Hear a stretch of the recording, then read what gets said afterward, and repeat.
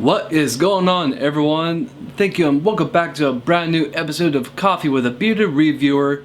And today, folks, is my very special episode on a video game that I hold dear to my heart.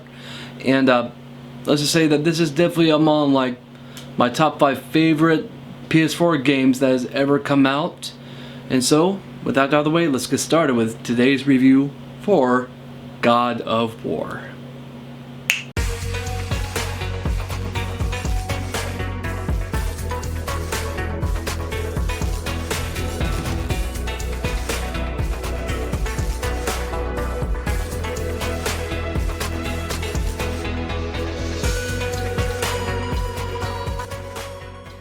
Hey everyone, thank you so much for watching my channel, and please like and comment down below, and please subscribe to my channel as it really helps me out.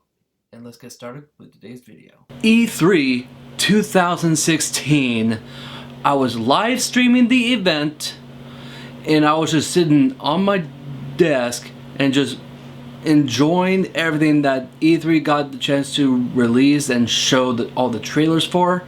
And when they got into the whole Sony platform, they released a completely different way of introducing a video game. And you can actually see an orchestra, men, a lot of people chanting, pumping you up.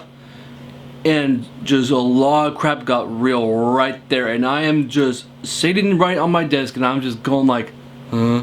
Is this God of War, God of War, God of War, God of War, God of War, God of War? And sure enough, it was God of War. And you are seeing this beautiful graphics of this little boy named Atreus. And you're all like, okay, but who is this kid? And you're all like, okay, the graphics are incredible. This boy seems intriguing. But then you hear a voice in the background, and it's none other than Kratos, the ghost of Sparta, the God of War, with the most kick-ass beard that doesn't have a name. And this is a beard that I wish that I could grow myself, but I know I can't because it can get a little bit patchy right here, but that's pretty much all I got. I mean, you've seen my beard, and sometimes I can have a glorious beard, but it's nothing compared to Kratos's. He ditched that 80s goatee and grew himself a massively beautiful beard.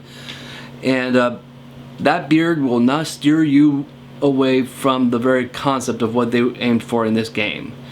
Aside from the fact that this is a video game that is taken probably at least like 15 to 20 years after the events of the last God of War game, which was Ascension. And at that point, a lot of people, including myself, were having kind of like God of War fatigue. We were all like, okay, so is Kratos just a one-note character? But oh my gosh, they just found a way, they found the formula to take a one-note character that was nothing but a complete raging machine god into this human and intriguing, withered old man Kratos. And oh my gosh, even the guy that did the voice capture and all the physical acting, his name is Christopher Judge, and he captured the essence of an old withered Kratos. And also there's this boy, and you're kind of going like, okay, so this is Kratos' son, but where is the mother? And then all of a sudden in the very beginning you actually notice that Kratos just lost his wife. He's a widower again.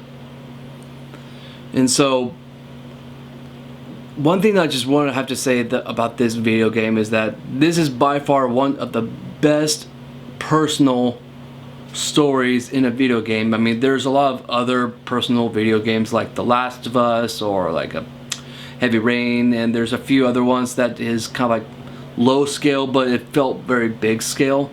But that's how I felt with this video game, because the story itself, it's all about Kratos and about Atreus, and they got their mother, which they had to burn because she passed away, and what her last final wish was for them to spread her ashes in the highest peak of the realm.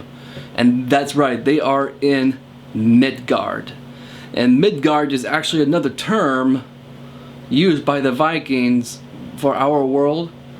But Midgard, this is a brand new setting for the Greek god of war. He ditched Greece and now he's in the pantheon of Norse mythology, and it just felt like a nice transition from Greek mythology to Norse mythology.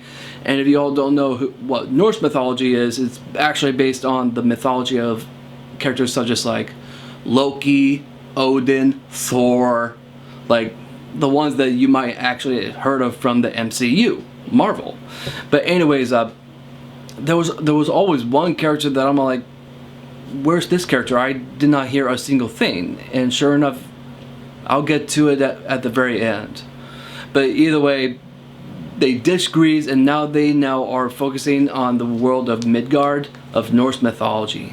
But that is the very most simplest story that you can do, but they just somehow expanded that story and it just brought out like this enriching story about father and son. And you can really see the devotion that went into the story, because the game director, which is actually just one typo away from being a freaking awesome flame demon of Middle Earth, and he had a baby while he was working on this game. His life changed, and so he felt like that this would be a good opportunity to have Kratos go through that himself. He had a new child, and this was like his last chance to have some form of humanity in him, that somehow this boy brought him to the ground, and it just really helped out with his character development. It really helped out with the development of the story. It really worked so well in the essence of Norse mythology. And without a doubt, the gameplay, sometimes it can feel a little bit repetitive, but it's all about strategizing. It's all about knowing what kind of armor you need. Like, this is definitely a real difficulty, a big difficult game. Like, I had to play at least just the give me the story mode, then I had to move on to the next level, and then the next one, and then give me God of War, which is essentially just the most difficult level you can do. But give me God of War mode broke me. Like, no other game has ever broke me other than Dad of War here. And I am not steering you wrong with this, because this is by far the most difficult God of War game in the franchise. Not to mention that they ditched the whole heavy combo spiel that they had in the previous games, and they made it more of a personal, over the shoulder of Kratos, more in kind of like, he's taken up at least a third of the entire screen, and it just felt a lot more personal. It just felt more groundbreaking. And we've had a lot of other games like that before, but just with the graphics, just the beautiful essence of Midgard, everywhere you look, it's just absolutely beautiful. And you can actually tell that they brought in a lot of soul, a lot of heart into this game. And overall, this is definitely one of the most funnest when it comes to gameplay, the story, the characters. And I just have to say is that this one is the defining game of the PS4. He's living a nice solitary life with his son, and then all of a sudden another god knocks on his door, and he is looking for a fight. And when he tries to fight Kratos, he's all like, leave my home. And you know that Kratos, he's all like, just leave. You don't want this. I'm the God of War. You don't want to mess with a freaking god. Like, this is the Ghost of Sparta. This is one of the most strongest video game characters out there. Like, I really don't see any other characters in a video game beating this guy, because he is the God of War, like, you just don't want to be in the same room with this guy. And not to mention that he's got some of the most incredible healing powers. He's got complete brute strength. He's killed gods. He's killed titans in the Greek pantheon. So like, this is a guy that you don't want to mess with. But apparently there was a couple other gods that actually did do a little bit of a number on him, especially in kind of like a personal level, which is actually the main villain that was in this game. And I just really liked it how they just incorporated just the whole storytelling with Kratos, this other guy, and Atreus. Like, you're just seeing kind of like other gods, and there's also Frey, which is actually another goddess. She's the apparent wife to Odin, but she's more of a witch than anything, and she's helping them on their journey. And you're just seeing a lot of like parallels to other gods, and you're seeing other themes in this game. But this is a real thematic video game that you can ever play, and I just can't tell you how much I love this game, other than the fact that the gameplay, it's simple, but somehow it's very effective. It works so well, especially just with like the camera that you're working with. The combat system is a lot of fun.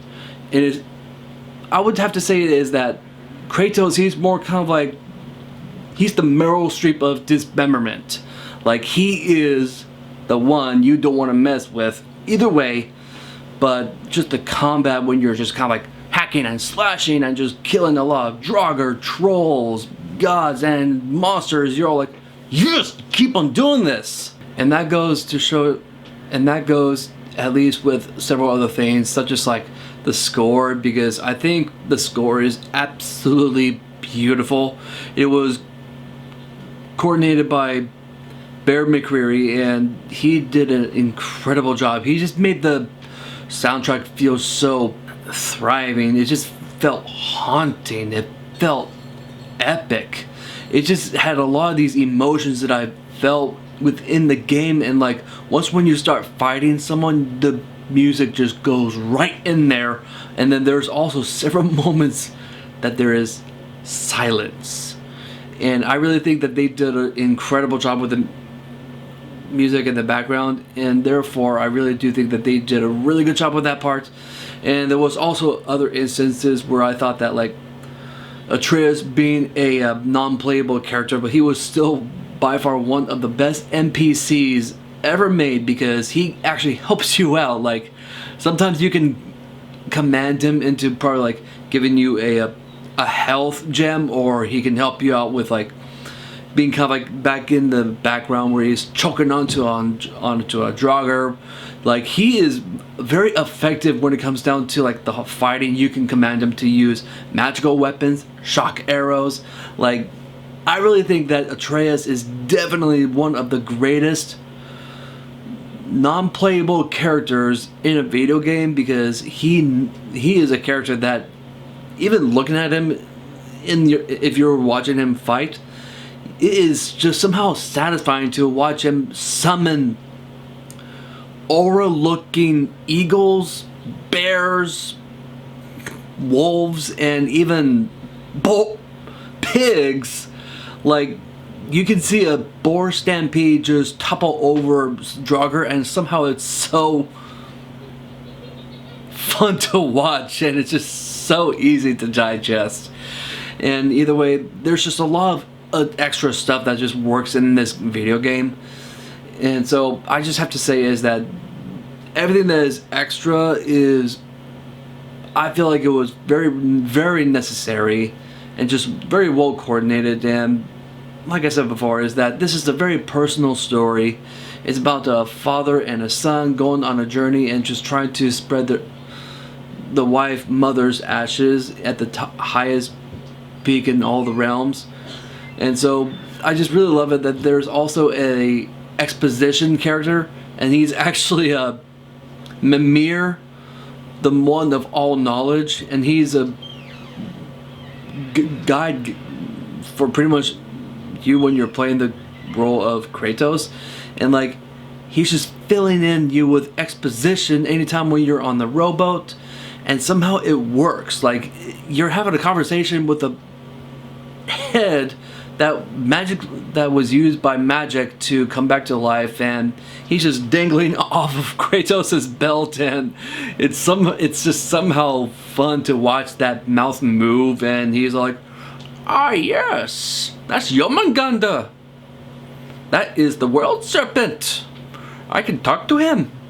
I'm the only one that can talk to him." And last but not least is that I would have to say that this is just the best incarnation of Kratos.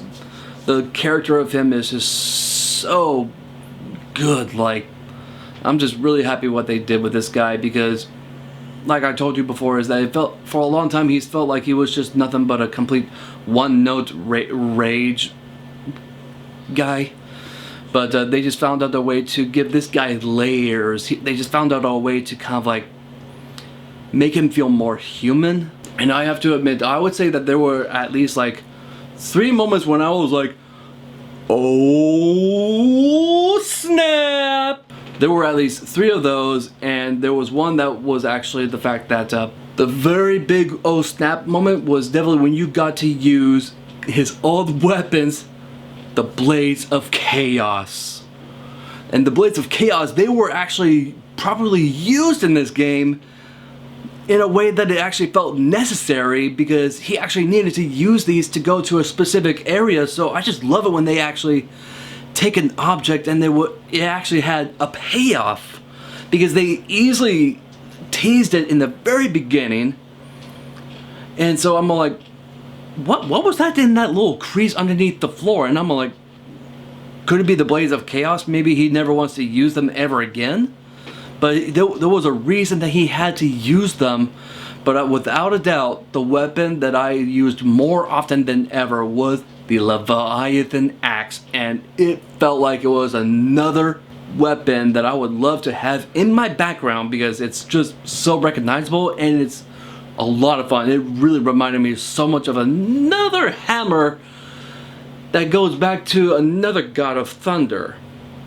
It's all like, it's kind of like that a lot. But anyways, I just have to say is that they definitely tease Odin, they definitely tease Thor, they definitely tease a lot of characters that we all know and love, especially from the Marvel Cinematic Universe. But the second oh snap was the reveal of the mistletoe arrows, because there was actually one particular weakness to the one god that is actually the main villain. And so at one point Atreus drops his holster, but Kratos, he takes one of these mistletoe arrows that was a gift to Atreus, and he just kind of like snaps it in half and just kind of like uses it as kind of like a holster to hold everything in place for his quiver. And I'm all like, this seems a little bit significant, because why else would Freya, the goddess of the Valkyries, why would she be scared about it? And I actually know quite a bit about Norse mythology, and I know that there was actually one particular character that was very responsible for the death of one god that actually led to the whole fiasco that is Ragnarok. And this very god that is the main villain, it's actually that same god. He actually dies by a mistletoe arrow, and I'm all like, oh my gosh. That mistletoe arrow is going to come into the mix later on. And sure enough, that god tries to punch Atreus right in the chest, and that arrow stabs him right in his hand.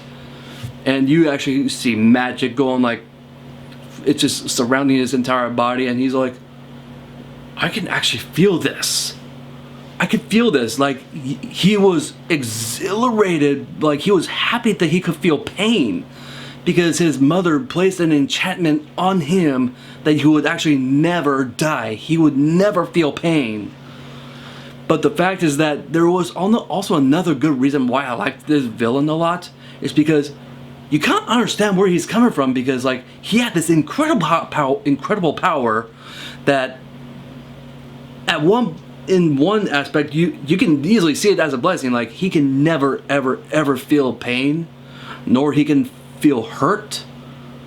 But at the same time, he's like, I want to feel stuff. I want to feel like I can actually not breathe. I want to feel a little bit more human. And sure enough, he got his wish, and he's like, yes, thank you, thank you. And then that's when it leads to like the biggest climactic and kind of like underwhelming ending. But yet still, I mean, like, I absolutely enjoyed the climactic fight between this guy. And you're also kind of fighting against his mother in a way, but she's in the background, but she's using magic to use a freaking giant to take you on. And I just have to say is that when it comes to the boss fights, it is absolutely fantastic. Like, but without a doubt, the last oh snap moment was definitely the reveal of who Atreus is. And like I told you before, is that I felt like that there was at least one character that I have not yet heard a single reference to, is Loki. And sure enough, Atreus is Loki. So not to mention that he's actually half giant, half god, half human. I would say that he's a lot more, down the road, he could be a lot more powerful than his own dad. And so there's just a lot of reasons why that a lot of things are now starting to kind of like go into motion. You're seeing kind of like everything that is leading up to an eventual Ragnarok game, which I'm looking forward to, because I really hope that they have Atreus a little bit more grown up, and maybe they can do like this thing where you can play both Atreus or Kratos. Like, that could be pretty cool. But anyways, like, those were the oh snap moments in this game. And without a doubt, the story is just phenomenal. Like, it just felt so personal. It just felt so relatable. Like, you're actually seeing this guy. He's at the end of his rope. He just wants to live a solitary life with his son. And you could definitely tell that everything that he went through has a lot of weight on him. And he feels like that he has a chance to have his son not live a life like he did. He's trying to teach him not to trust gods, because he's actually talking about himself. He's talking about himself because he already went through it. So it made a lot more sense that he's trying to teach his son to be better. He's trying to teach him that it's not up to them to decide who dies and who lives, but it's up to them to be better than what they could be. And I just absolutely love that concept. Overall, this is by far one of the best video games of the 21st century. And overall, this is a definite 9.6 game. Definitely one of the best video games of all time. And I just want to say thank you so much for watching my video. Again, I just want to say thank you for watching my video, and without a doubt that this is a great game. And I just have to tell you that being autistic, it's not a disability, it's a privilege. And you know what? I still always like to drink my coffee. And what I'm drinking right now is Tully's. And if you like coffee, you should also check out my friends that is actually Cutters Point Coffee, because I've actually been a long time customer to them ever since they first opened back in 1996. So yeah, if you want to get some good coffee, you can check out Cutters Point. You can always have Tully's, but you know what? Like I said before, is that being autistic is not bad. There's always a blessing in being autistic. That I got the chance to do this for you guys, and I just want to say thank you from the bottom of my heart, and I will see you guys next time.